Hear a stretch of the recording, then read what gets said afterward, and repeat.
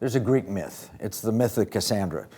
She was the daughter of King Troy, and she was given this amazing prophetic gift. Everything she saw going to happen actually did happen. But she rejected the romance of Apollo, and so he cursed her to be accurate in her prophecy, but never believed. You know, it felt like Cassandra in 2008. I remember meeting with Michelle Bachmann at the Republican convention. I said, there is going to be a naked short selling attack on the stock market, and it will change the U.S. election. My mom was diagnosed with cancer, so I rushed home. I didn't pursue it, and I watched in horror as all this unplayed in the 2008 financial collapse.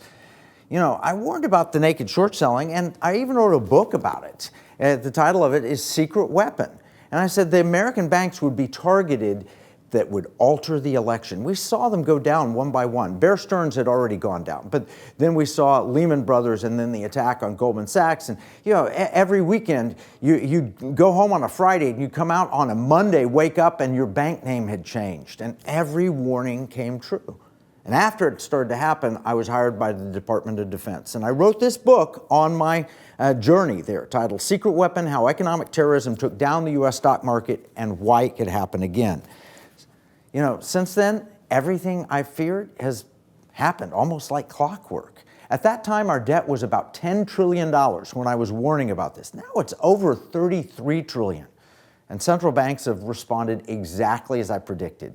I even had a section in here on page 174 called The BRIC Danger. I mean, nobody had even heard of what the BRICS nations were. I said they would target the US dollar, and guess what? That's exactly what they're doing. We also have this. This is a report I wrote in 2016. I wrote it for the state of Utah in January 2016. You know, the sad thing is I met Ken Ivory recently with him here at Liberty Hawk, and we talked about that. And he said, Kevin, you know, you scared our pants off, and yet you understated the problem. Well, a little bit I did understate the problem. Things have gotten a lot worse than we ever expected. You know, we've had massive government stimulus and bond buying that has driven interest rates to near zero. And that's what happened. Coming out of the Great Recession, we saw the central banks just buy every bond in sight. They printed money. They created what was known as ZIRP, Zero Interest Rate Policy, ZIRP. And then there was NIRP, Negative Interest Rate Policy. Fortunately, we didn't have a lot of that here in the United States, but not long ago in Germany and around the world, really, governments were telling you if you had money in the bank, you paid the bank interest. They didn't pay you interest. $16 trillion was lent at negative interest rates. That's just crazy, where you're investing your money and you're having to pay for the privilege of investing it.